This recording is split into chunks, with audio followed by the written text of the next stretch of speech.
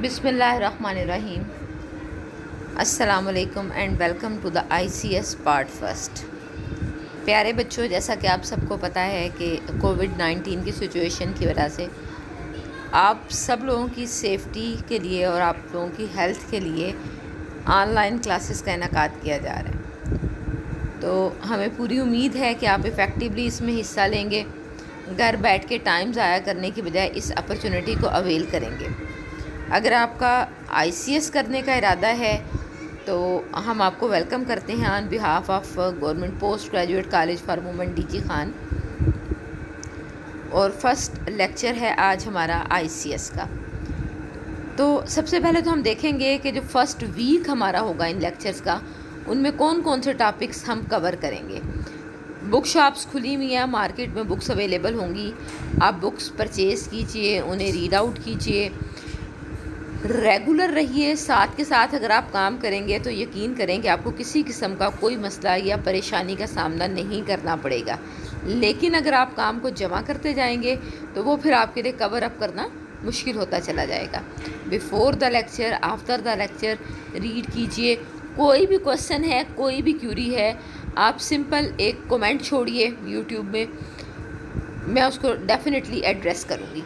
तो जो टॉपिक हम वीक नंबर 1 में कवर करेंगे उनमें लेक्चर नंबर 1 होगा about computer hardware and software, data and information, computer and its parts. Lecture number 2 about software input devices and keyboard. Lecture number 3 about pointing devices और lecture number 4 about rest of the input devices. चूँकि ये information technology का era है तो इसमें से शायद ही कोई टर्म ऐसी होगी जिससे आप लोग पहले से फैमिलियर ना हो। पर्टिकुलरली वो बच्चे जिन्होंने मैट्रिक में या उससे पहले 6, 7, 8 में कंप्यूटर साइंस पढ़ी हुई है एज अ सब्जेक्ट, वो एज अ सिलेबस भी सब कुछ को पढ़ चुके हैं। बहरहाल जो नहीं भी पढ़ चुके हैं उनके लिए भी ये सारे कंसेप्ट, हार्डवेयर सॉफ्टवेयर का नाम, कीबोर्ड, इन सब से बच्चे फेमिलियर होंगे आजकल के दौर के। जो नहीं फेमिलियर होंगे वो आने वाले चंद दिनों में हो जाएंगे। जो बच्चे ऑलरेडी पढ़ चुके हैं इन टॉपिक्स को, उनको बहुत ज़्यादा बेनिफिट और हेल्प मिलेगी। लेकिन उस बेनिफिट और हेल्प को मिलने का ये मकसद नहीं है कि वो ओवर कॉन्फिडेंट हो जाएं, वो भी साथ के साथ कवर करें, क्योंकि जैसे जैसे आपकी क्लास बढ़ती है कुछ एडिशनल इन्फॉर्मेशन साथ के साथ ऐड होती जाती हैं। और जो बच्चे पहले नहीं पढ़ चुके वो ज़्यादा एफ़र्ट पुट करें। उन्हें मतलब स्टार्ट के कुछ लेक्चर्स में उन बच्चों से ज़्यादा एफ़र्ट पुट करनी होगी। If you have decided to take the computer science as a subject और ऑलरेडी आप कंप्यूटर नहीं पढ़ के आए हुए, तो आपको ऑफ कोर्स ज़्यादा एफ़र्ट पुट करनी पड़ेगी। सो हम स्टार्ट करते हैं। सबसे पहले तो आप सब लोगों ने कंप्यूटर देखा हुआ होगा। कंप्यूटर, लैपटॉप या आजकल आपके घरों में जो स्मार्टफोन्स इस्तेमाल हो रहे हैं, ये भी एक तरह के छोटे कंप्यूटर ही आप समझें। तो कंप्यूटर होता क्या है? कहीं ना कहीं आपने इंग्लिश में, उर्दू में भी कंप्यूटर के बारे में एक सब्जेक्ट पढ़ा होगा। कंप्यूटर हमारे पास सिंपली एक इलेक्ट्रॉनिक मशीन है। इलेक्ट्रॉनिक मशीन है मतलब it runs with the help of electricity. आपके घर में जो वॉशिंग मशीन है वो भी इलेक्ट्रॉनिक मशीन है, माइक्रोवेव ओवन है वो भी इलेक्ट्रॉनिक मशीन है। करता क्या है computer? It converts the data into information. काम बेसिकली कंप्यूटर का क्या है कि वो डाटा को इंफॉर्मेशन में कन्वर्ट करता है and then stores it for later use. मतलब तीन चीज़ें हैं कंप्यूटर की डेफिनेशन में, जिन पे हमने फोकस करना है। First thing is that it is an electronic machine, secondly it converts the data into information and third thing is that it stores that data for later uses. Data इसी definition में से कुछ चीज़ें जो हमारे सामने आती हैं, कुछ points that may require some sort of clarification is what is data, what is information, what sort of conversion is required between data and information. इनको हम लेटर ऑन इसी लेक्चर में कवर करेंगे। फ़िलहाल कंप्यूटर के हम दो मेन पार्ट्स को देखते हैं। One is called software and other is hardware.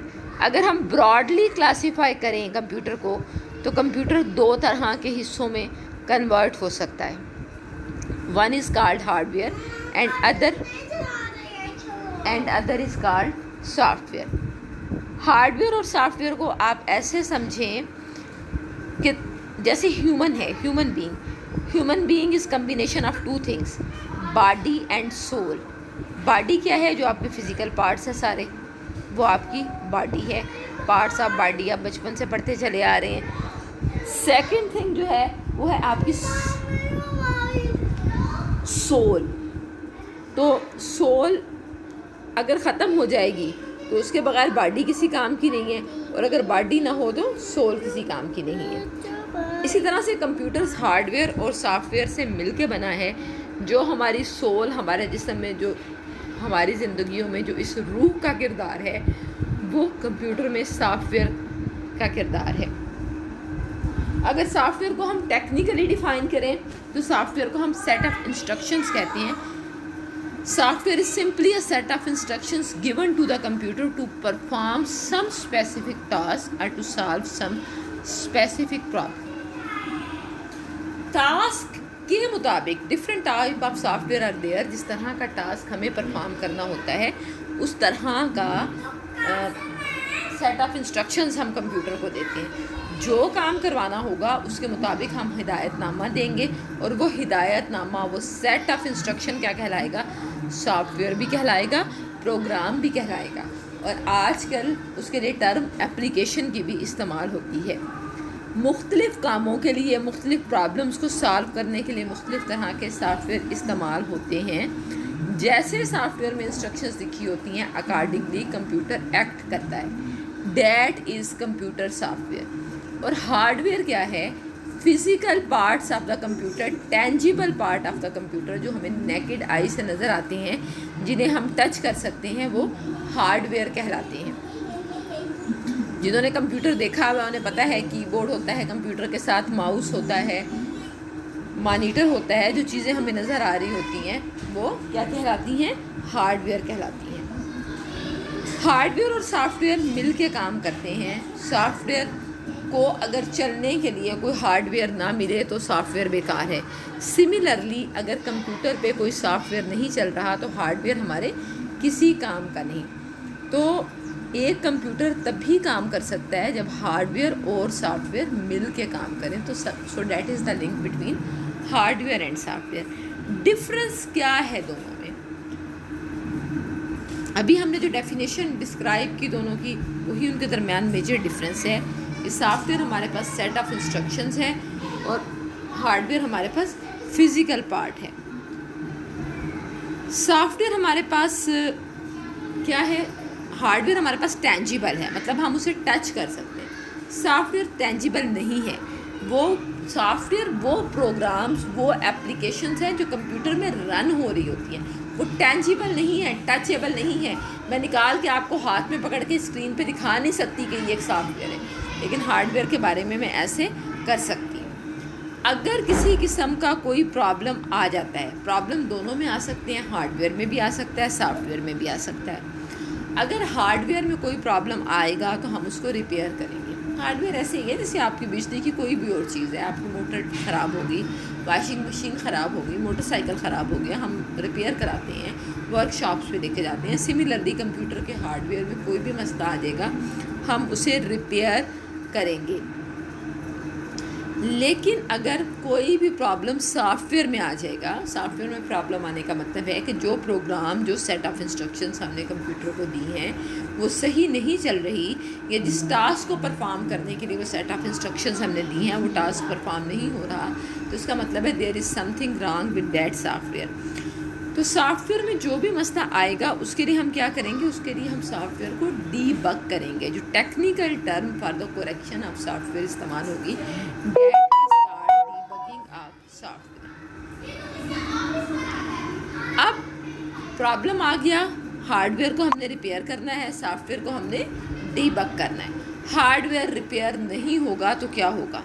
Hardware अगर रिपेयर नहीं होगा, दो ऑप्शन है ना, या तो रिपेयर हो जाएगा या नहीं होगा। अगर रिपेयर हो जाएगा इट्स वेल एंड गुड, अगर नहीं होगा तो उस हार्डवेयर को हमें रिप्लेस करना पड़ेगा। सॉफ्टवेयर के बारे में क्या है कि सॉफ्टवेयर अगर हमारे पास डीबग हो गया तो इट्स वेल एंड गुड, अगर डीबग नहीं होता तो हमें उसको री इंस्टॉल करना पड़ेगा। नेक्स्ट हमारा टॉपिक जो हमने आज के लेक्चर में कवर करना है, जिसको ऑलरेडी हम डिस्क्राइब कंप्यूटर की डेफिनेशन में भी कर चुके हैं कि computer is an electronic machine that converts the data into information. तो डाटा क्या है? डाटा हमारे पास collection of raw facts and figures है। The collection of raw facts and figures is called data.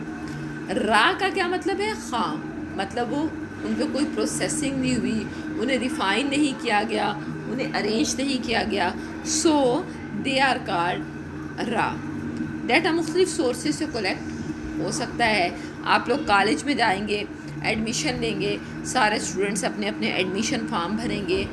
Admin office में या clerical office में जो भी बंदा बैठा होगा वो इन सारे एप्लीकेशन फॉर्म्स को जमा करता रहेगा। एक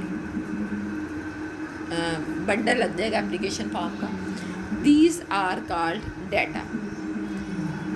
इसमें सारा कुछ ही हो सकता है। डाटा मुख्तलिफ सोर्सेज से कलेक्ट हो सकता है, डाटा मुख्तलिफ पर्पसेस के लिए कलेक्ट हो सकता है। इसमें नंबर, कैरेक्टर, सिंबल और पिक्चर सारा कुछ हो सकता है। अब जिस तरह से आप अगर फॉर्म फिल करोगे तो उस पर आपकी पिक्चर्स भी लगी हुई होंगी, आपके नेम होंगे, आपके एड्रेसेस होंगे, फ़ोन नंबर्स होंगे। ये सारा का सारा कुछ क्या होगा? ये आपका डाटा होगा। लिया और उस डाटा को पंच करके अलग रख देंगे। उसके बाद क्या होगा? नेक्स्ट स्टेप में कोई एक बंदा या ग्रुप ऑफ पीपल बैठेंगे, वो हर स्टूडेंट का फॉर्म चेक करेंगे कि इस पर सारी रिक्वायर्ड इन्फॉर्मेशन मौजूद है या नहीं है। उसके बाद मैट्रिकुलेशन में जो मार्क्स हैं वो देखे जाएंगे। फिर देखा जाएगा आपके पास कंप्यूटर का सब्जेक्ट था मैट्रिक में या नहीं था, उसके मार्क्स ऐड होंगे। एक लिस्ट बनेगी जिसमें पहले आपका नाम होगा, फिर फादर नेम होगा, फिर डेट ऑफ बर्थ होगी।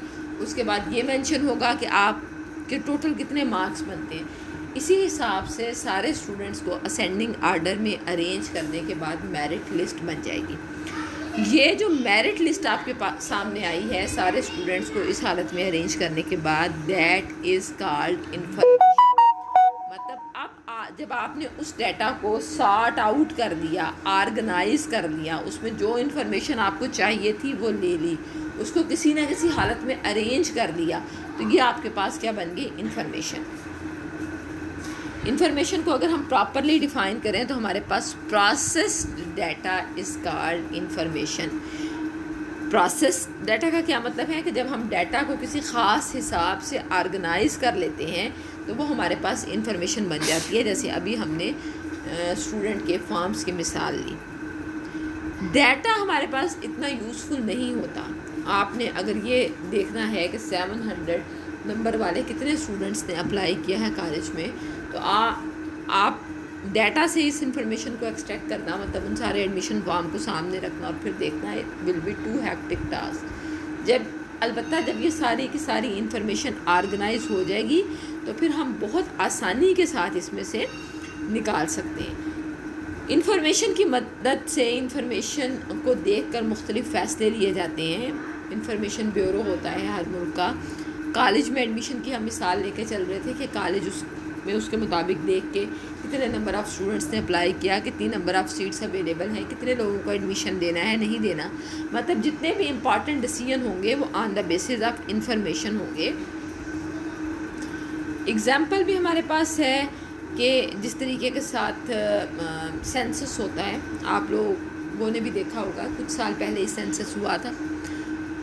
डोर टू डोर मरदमशुमारी की टीमें जाती हैं, सारे के सारे पर्टिकुलर इकट्ठे करती हैं आप लोगों के घर में कितने लोग रहते हैं, उनकी एजुकेशनल क्वालिफ़िकेशन क्या क्या है, वो क्या क्या काम करते हैं, किस किस एज ग्रुप से बिलोंग करते हैं, वगैरह वगैरह। इस सारे डाटा को फिर सॉर्ट आउट किया जाता है। जब ये सॉर्ट आउट हो जाता है और इन्फॉर्मेशन में कन्वर्ट हो जाता है तो अब आप आराम से बता सकते हैं कि हमारे मुल्क की कितने % पॉपुलेशन किस एज ग्रुप में लाई करती है, हमारे मुल्क का लिटरेसी रेट कितना है, हमारे मुल्क पे कितने लोग मास्टर डिग्री होल्डर हैं, हमारे मुल्क पे कितने लोग ग्रेजुएशन डिग्री होल्डर हैं, वगैरह।